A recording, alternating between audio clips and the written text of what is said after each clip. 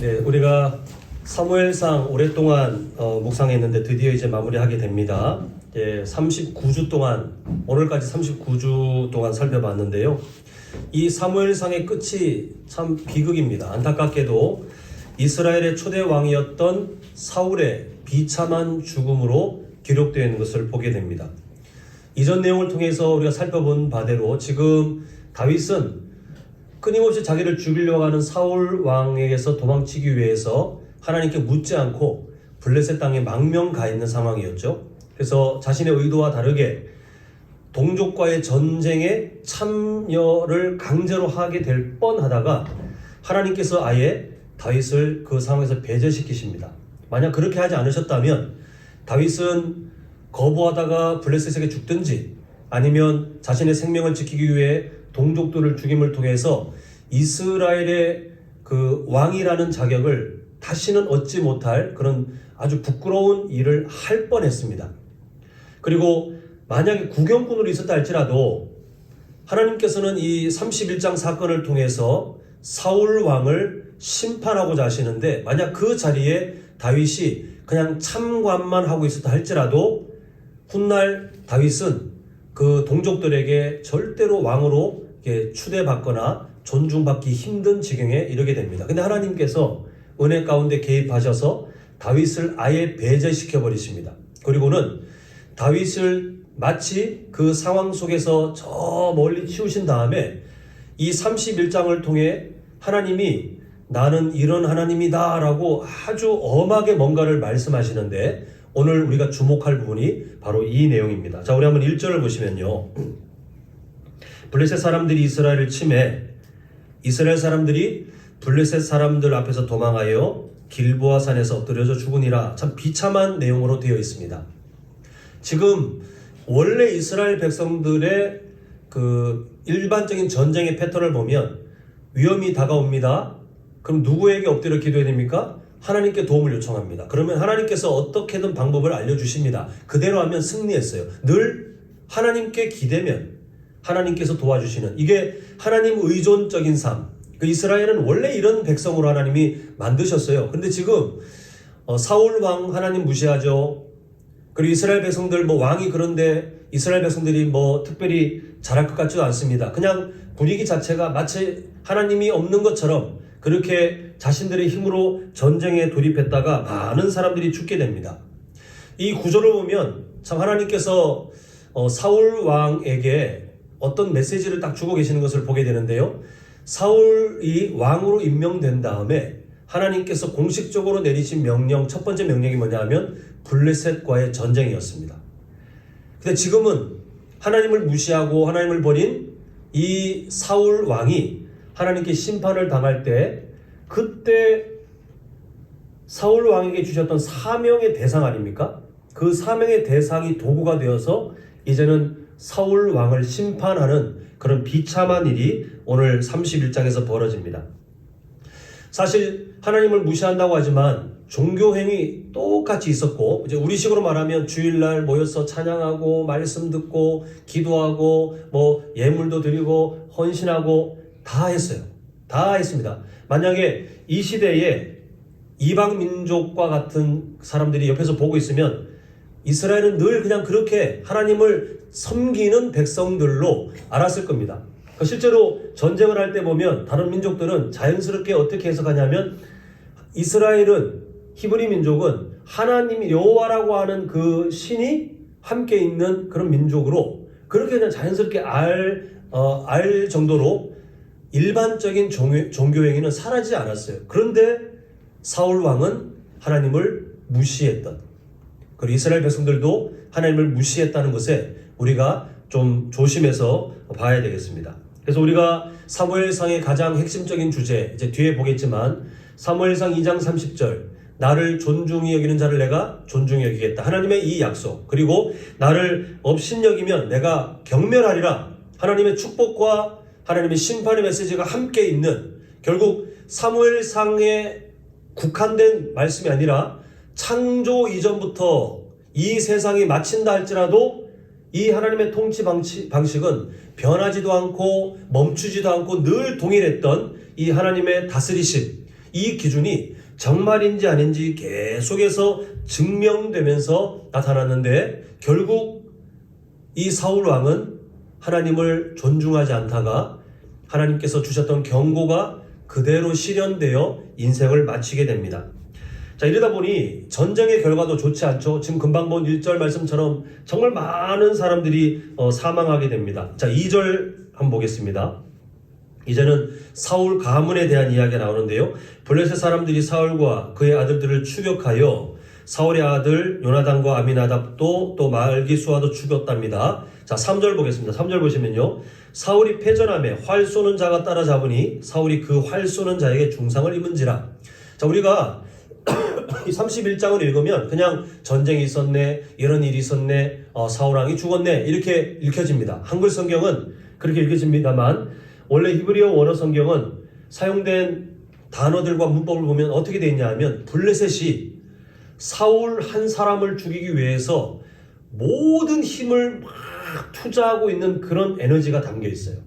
그냥 단순하게 전쟁에서 이렇게 하다가 나중에 죽었네가 아니라 그렇게 사울 한 사람을 향하여 하나님의 심판이 블레셋의 손을 통해서 나타나는데 뭐 도망치고 자시고 할 것 없이 마치 모든 것이 사울 왕을 향해 집중되는, 사울 왕이 다윗을 죽이기 위해 자기 모든 권력을 다 집중했던 것과 똑같은 그 일을 통해서 사울 왕의 죽음이 점점 다가오는 것을 보게 됩니다. 한 예를 통해서 보면요. 3절에 보면 사울이 전쟁에 패했습니다. 이제 도망치는데 활 쏘는 자가 따라잡았다. 그래서 그 사람 때문에 중상을 입었다. 3절에 이렇게 되어 있는데 내용을 보면 블레셋의 궁수가 활을 당겨서 딱 쐈더니 그 화살에 사울왕이 맞아서 중상을 입었다라고 보입니다만 실제 사용된 단어를 보면 활 쏘는 자들입니다. 자들. 그러니까 여러 명의 저격수들이, 활 쏘는 사람들이 동시에 사울왕을 잡기 위해서 몇 명인지 모르겠지만 그 많은 활 쏘는 사람들이 한 사람을 죽이기 위해서 막 모여든 다음에 그 화살들이 사울왕의 몸에 중상을 입힌 것을 보게 됩니다.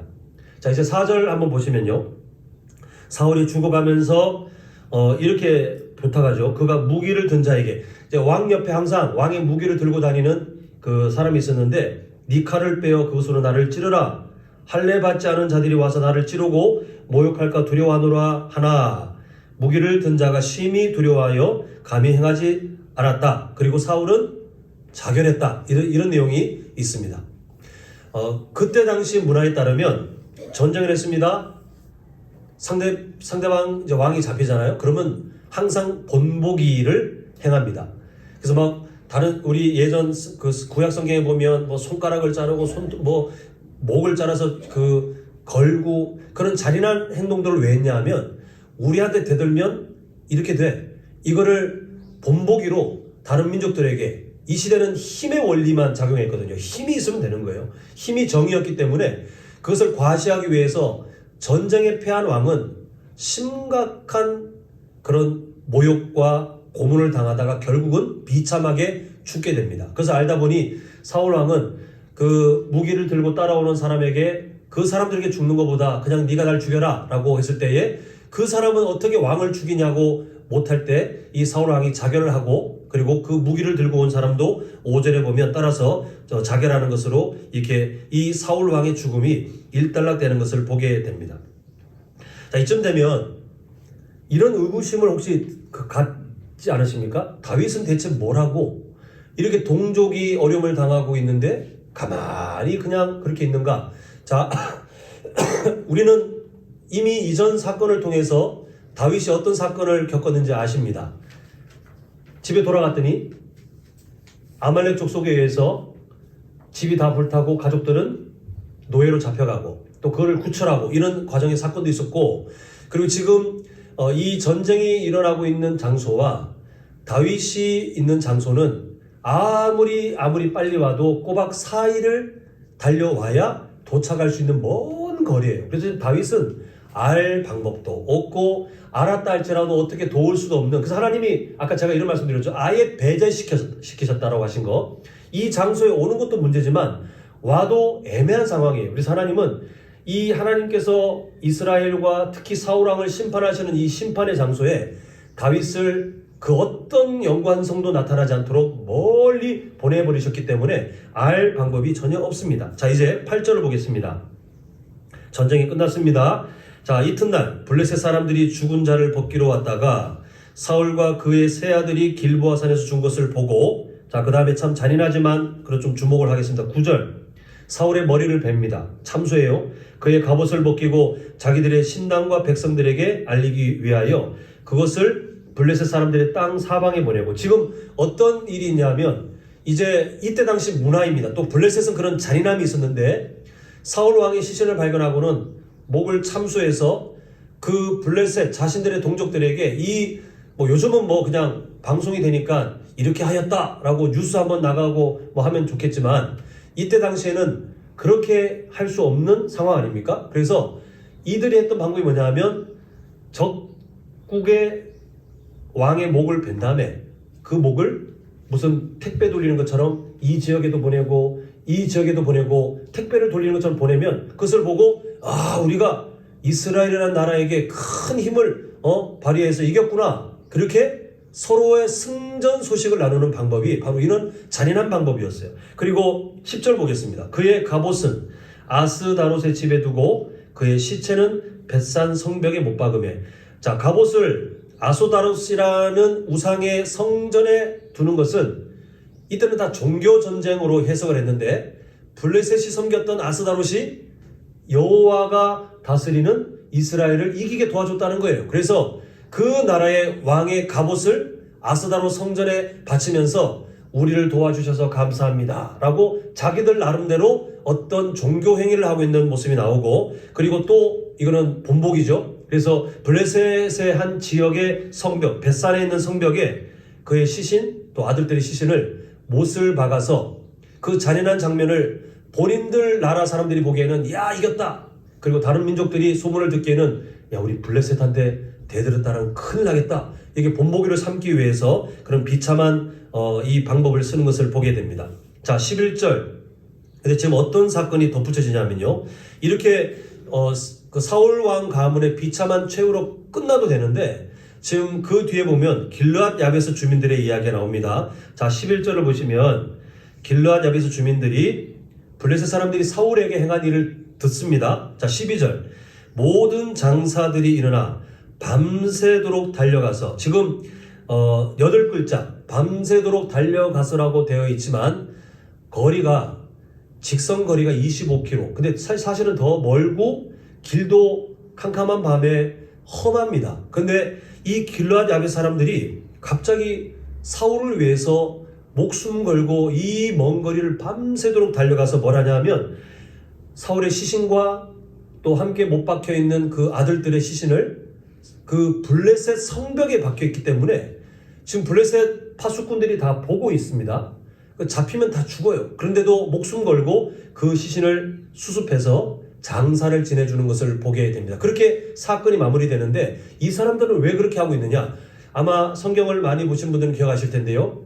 사울이 하나님께서 주셨던 그 선한 마음, 지도자로서의 그 섬기는 자의 마음을 갖고 있었을 때에 그때 길르앗 야베스 사람들이 어려움을 당할 때 이 사울이 거룩한 분노에 사로잡혀 그들을 살리기 위해 앞장서서 도와줬던 때가 있었습니다. 근데 이 길르앗 야베스 사람들이 그때 받았던 은혜를 기억하고 지금 사울 왕의 시신이라도 바로 수습해주고자 의리를 지키고 도와주는, 그래서 이렇게 시신만은 거둬져서 장사 지냄으로 이 사무엘상의 이야기와 함께 사울 왕의 인생도 마무리되는 것을 보게 됩니다. 사랑하는 성도 여러분, 우리 한번 그 화면을 보시면 사무엘상 2장 30절 하반절, 사무엘상의 핵심 주제가 나와 있는데 한번 같이 읽도록 하겠습니다. 시작. 나를 점정히 여기고 내가 점정히 여기고 나를 멸시하는 자를 내가 경멸하리라. 하나님께서 주신 말씀, 이 약속은 변치 않는 하나님의 말씀인데 사무엘상 초반부에 이 말씀이 선언됐던 그 배경을 기억하시죠? 엘리 대제사장 모두가 아니어도 이 사람만큼은 하나님을 존중했어야 되는데 엘리 대제사장도 하나님을 무시해요. 그의 아들들 하나님 무시하는 건 당연하죠. 또 이렇게 구별된 제사장 가문이 하나님을 무시하니 그의 백성들이 하나님을 무시하는 건 뭐 당연합니다. 결국 이 말씀이 선포됐던 때에 보면 사무엘 한 사람을 빼고는 다 하나님을 무시하는 것처럼 보여요. 이스라엘도 하나님 무시하고 그 앞에 종교 지도자로 마음을 바로 했어야 될 사람들도 무시하고, 그리고 그 이방 민족들은 말할 것도 없이 다 하나님 무시하고, 결국 하나님께서 통치하시는 이 세상, 이 우주가 있는데 유독 사람들만 길을 쓰고 하나님을 무시하는 것 같은 그런 시대에, 그리고 사울 왕도 초반에는 반짝 괜찮은 것 같았지만 결국은 하나님을 무시하는 사람으로 등장하는 것을 우리가 계속 보았습니다. 결국 하나님을 무시하는 사람들이 계속 등장, 그 대표적인 사울 왕이 등장해서 하나님이 그렇게 경고하셨지만 그럼에도 이 엄한 경고, 나를 존중히 여기는 자를 내가 존중히 여기고 나를 멸시하는 자를 내가 경멸하리라. 하나님께서 주신 이 말씀이 살아있음에도 불구하고 그것을 무시하는 사람들의 역사가 지난 사무엘상의 내용 가운데 계속해서 나타났었습니다. 사울 왕의 모습을 한번 기억해 보십시오. 하나님께서 하나님의 선지자를 통해서 경고하셨고 또 여러 일들을 통해서도 하나님의 역사심을 경험하게 하셨음에도 불구하고 사울 왕은 자기를 더 존중했어요. 자기를 더 높였던 사람입니다. 심지어 하나님께서 가증히 여기는 무당에게 자신의 미래를 맡겼고, 그리고 왕으로선 절대 하지 말아야 될 잔혹한 행동을 그의 백성들에게 무자비하게 행했던 그런 사람으로 살아가게 되는 것을 보게 됩니다. 그 시간이 지나오면서 혹시 그런 생각 해보신 적 없습니까? 아니, 하나님이 살아계시다며 왜 이렇게 사울 왕을 자꾸 내버려 두시지? 그것 때문에 다윗은 고통받고 이스라엘 백성들도 고통받고 하나님께서 원치 않은 일들을 사울 왕이 계속해서 하고 있는데 왜 하나님은 가만히 계시지라고 혹시 생각해 보신 적 없습니까? 근데 하나님께서는 하나님의 공의를 바로 즉각적으로 안 나타내시는 이유가 크게 두 가지가 있는데, 첫 번째는 그 심판의 메시지를 받는 사람이 회개하고 돌아오기를 하나님은 기다려 주셔요. 만약 하나님께서 그냥 차가운 기계적으로 그냥 1 더하기 1은 2처럼 산수처럼 계산기처럼 움직이는 하나님이시라면 이미 인간의 역사도 지속되지 못했고 사울 왕도 이미 그 생명이 끝나야 되지만 하나님께서는 계속해서 경고의 메시지를 주시면서 사울 왕이 돌아올 수 있는 기회를 오랫동안 참아주셨습니다. 자, 두 번째 이유가 뭐냐 하면 하나님께서는 그 사울 왕을 반드시 심판하겠다라고 하셨지만 그 심판의 때를 정하는 것은 하나님의 마음인데 다윗의 입장에서는 빨리 심판하여 사울 왕이 역사 속에서 사라지면 다윗은 행복하잖아요.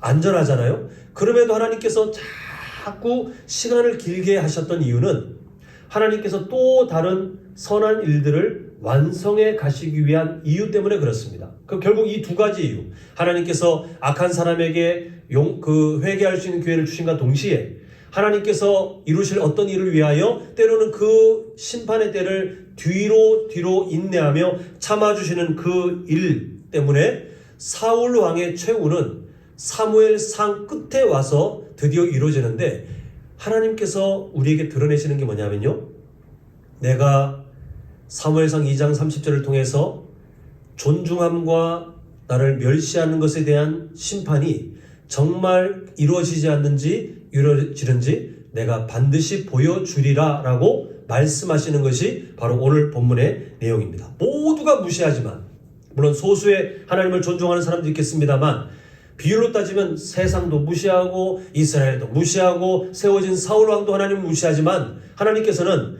내가 선언한 이 말이 진짜인지 아닌지 내가 반드시 실현하리라 이렇게 말씀하시면서 역사의 때를 기다리시다가 그 때가 되니, 아까 이런 말씀 드렸죠? 그냥 전쟁하다가 사울왕이 져가지고 이렇게 되었다가 아니라 사용된 단어와 문법을 보면 블레셋 사람들이 모든 힘을 들여서 사울왕을 죽이는 것처럼 그렇게 성경은 묘사하고 있는데, 하나님의 심판이 시작되니 그 어떤 어떤 희망도 사울 왕에게는 나타나지 않았고 결국 사울 왕은 비참하게 그 인생이 끝나는 것을 우리가 보았습니다.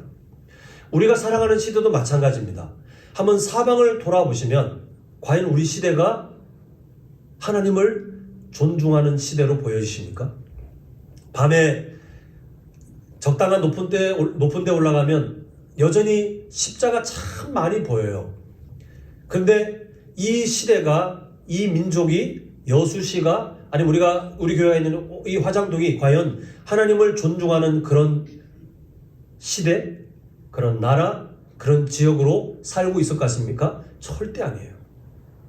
교회는 많지만 그러나 그 안에 어떤 곳에서 참으로 안타까운 얘기지만 타락한 목회자, 그리고 하나님의 마음을 떠난 교회, 세속화된 성도들, 이런 사람들이 있기 때문에 이 세상에 거룩한 영향력을 끼치기보다는 이 세상의 흐름과 함께 달려가며 마치 사사시대처럼, 아니면 이 사무엘상 31장의 내용처럼 그때도 마찬가지였던 모습처럼 하나님을 무시하는, 하나님을 존중하지 않는 모습들이 우리 주변에 너무 많이 보여지더라는 것입니다. 이 세상의 문화만 봐도 그렇습니다. 이 세상의 문화와 교육의 방향을 보십시오. 할 수 있는 모든 힘을 다해서 하나님이 없다를 증명하기 위해서 노력해요. 하나님께서 원치 않는 일들을 어떻게든 그게 진리인 것처럼 드러냅니다. 하나님께서 가정이 여기는 것을 마치 올바른 것인 것처럼 사람들에게 문화와 교육을 통해서 알게 모르게 점점 물들게 하는 것이 이 세상의 흐름이에요. 우리 성도님들의 연령대를 떠나, 성도님들의 자녀들을 떠나 손주들 연령대까지 가면요, 사실 많이 저는 걱정입니다. 정말 걱정입니다. 저 아이들이 살아가면서 문화를 통해, 그리고 온라인의 커뮤니티를 통해서, 또 친구들을 통해서 배우게 되는, 자기도 모르게 배우게 되는 문화들은 하나님과 맞지 않아요. 그들이 진리라고 배우게 되는 것은 하나님과 맞지 않아요. 성경은 사실 교회 다니는 우리 학생들이 나중에 한 번은 반드시 겪게 되는데, 성경이 이게 진짜야 가짜야, 사실 혼란을 겪습니다. 이런 일들을 경험하며 아이들이 나중에 장성하여 청년으로, 학생의 때를 떠나서 이제 성인으로 세상을 나왔을 때 그 세상은요, 하나님께서 안 기뻐하시는 것들이 특실거리는 문화 가운데 이 아이들이 자유라는 이름을 느끼며 학생의 탈을 벗고 이제 난 뭐든지 할 수 있어, 나는 성인이야, 이런 입장으로 세상의 문화의 바다에 첨벙 빠집니다. 우리는 이런 시대를 살고 있어요. 그런데 하나님께서는요, 온 세상이 힘을 다해, 이 타락한 세상이 온 힘을 다해 하나님을 거부하고 하나님을 등지고자 하는 그때에도 오늘 우리가 보고 있는 이 말씀을 선언하고 계시는 거예요. 나를 존중히 여기는 자를 내가 존중히 여기고 나를 멸시하는 자를 내가 경멸하리라. 이 말씀이 진짜인지 아닌지 하나님께서는 지금도 역사의 주관자가 되시며 이 일들을 이뤄가고 계시는 것을 보게 됩니다. 그래서 이사야 40장 8절은 이렇게 말씀합니다. 우리 한번 같이 읽어보겠습니다. 시작. 그는 말고 벗은 우리 하나님의 말씀은 영원히 서리라 하라. 하나님을 존중하지 않는 인물들 결국은 사라집니다. 하나님을 존중하지 않는 가정, 하나님을 존중하지 않는 집단, 하나님을 존중하지 않는 민족, 아니 하나님을 존중하지 않는 세상이랄지라도 결국은 풀이 말라버리고 꽃은 언젠가 반드시 시드는 것처럼 영원하지 않고 언젠가는 다 끝나게 되어 있어요. 하나님께서 시간을 주장하시는데 그 시간의 역사 안에 영원토록 하나님의 뜻을 거부하며 존재할 수 있는 것은 이 세상에 단 하나도 없습니다. 다만 영원하신 하나님께서 살아계시기에 그 하나님이 선언하신 말씀은 세상은 변하고 사라지고 끝이 나지만 하나님의 말씀은 영원히 그대로 실현되어 남아있을 것을 성경은 곳곳에서 우리에게 말씀해주고 계십니다. 사랑하는 성도 여러분, 우리는 이 하나님의 살아계심, 하나님의 역사의 주관자 되심, 그래서 결국 오늘 본문에서 그렇게도 하나님을 거부하며 하나님 앞에 악한 일을 일삼던 사울 왕의 역사가 마치 영원할 것 같았지만 하나님의 때가 되니 거부할 수 없을 정도로 비참한 결말로 끝이 남과 동시에 하나님은 사무엘상 2장 30절의 그 핵심적인 말씀, 통치 방식이 진짜인지 아닌지를 우리에게 보라고 선언하고 계세요. 그리고 그 하나님은 지금도 살아계심을 우리에게 말씀하고 계시면서 우리에게 이 말씀 앞에 겸손히 엎드려 살아가기를 요구하고 계십니다. 오늘 우리 성도님들께 부탁드리고 싶은 것은 두 가지 삶의 방향인데요. 첫 번째는 이 하나님의 통치 앞에 겸손한 삶으로 살아가시길 간절히 소망합니다. 사울 왕의 처음이 그러했어요. 처음이 그러할 때는 하나님께서 사울 왕이 정말 하나님께서 세우신 임명자답게 잘 살 수 있도록 지혜도 주셨고 환경도 만드셨고 사람들의 돕는 사람들도 하나님이 넉넉히 붙여주셨습니다. 우리도 마찬가지예요. 하나님께서 나를 존중히 여기시는지 아닌지를 보려면 우리 삶에 정말 그렇게 살아보면 됩니다. 무식하게 그냥 살아보면 돼요. 계산하지 않고 하나님을 존중하는 삶을 살기 위해 내 이익들을 포기하고 나의 고집들을 포기하고 세상에서 차라리 고립된다 할지라도 그렇게 살아보면 됩니다. 그러면 하나님께서 반드시 우리를 존중하시는 그 역사의 은혜를 우리에게 허락하실 텐데요. 우리 성도님들, 우리를 존중히 여기시며 우리에게 복을 주시고자 하는 그 하나님 앞에 겸손히 엎드려 살아가는 우리 삶의 예배자 되시기를 간절히 소망합니다. 두 번째는 그러면 우리가 이 세상을 살아갈 때에 하나님의 존중을 하나님께 존중하기 위해서 힘써 살아갈 때에 우리 삶이 그냥 자동적으로 막 은혜로 채워지고 우리 삶이 그냥 눈물도 사라지고 우리 삶에 그냥 기쁨만 넘칠 것 같습니까? 다윗을 보십시오.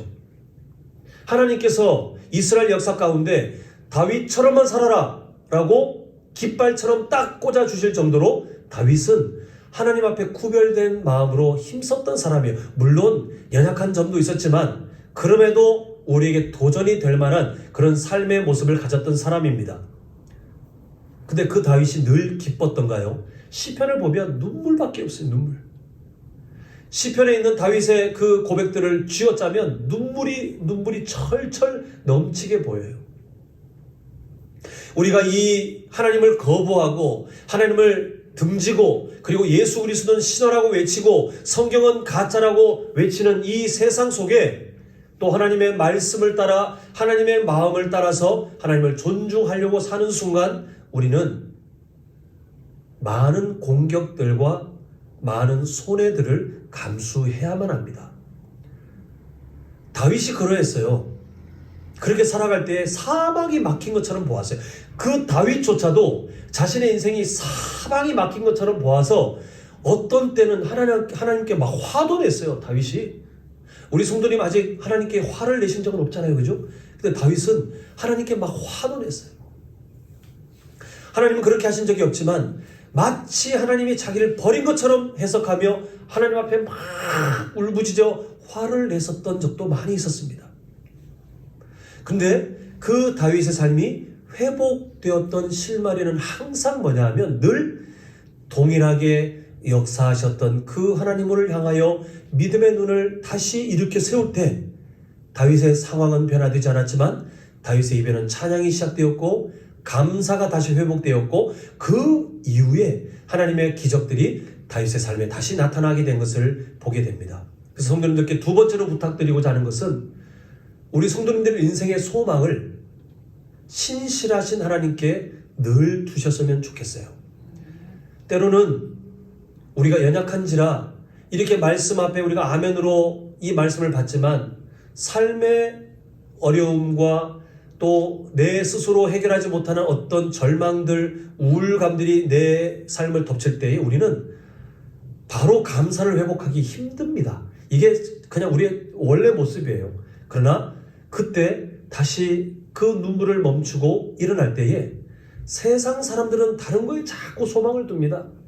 이렇게 하면 괜찮겠지. 마치 다윗이 블레셋으로 망명 가면 괜찮겠지. 안 괜찮았잖아요. 근데 그게 당시에는 살 수 있는 유일한 방법처럼 보였던 것처럼 우리도 살아가며 이렇게 하면 괜찮겠지. 이렇게 하면 내가 행복하겠지. 이렇게 하면 내가 더 나아지겠지 하는 세상의 다른 것들에 우리가 소망을 둘 기회들이 막 보이는데 그게 유혹입니다. 근데 그때 우리 성도님들 우리의 소망을 신실하신 하나님, 그래서 말씀을 선언하시고 그 말씀대로 반드시 일하시는 그 하나님께 우리의 소망을 맡길 때 우리가 그때 살아날 수 있어요.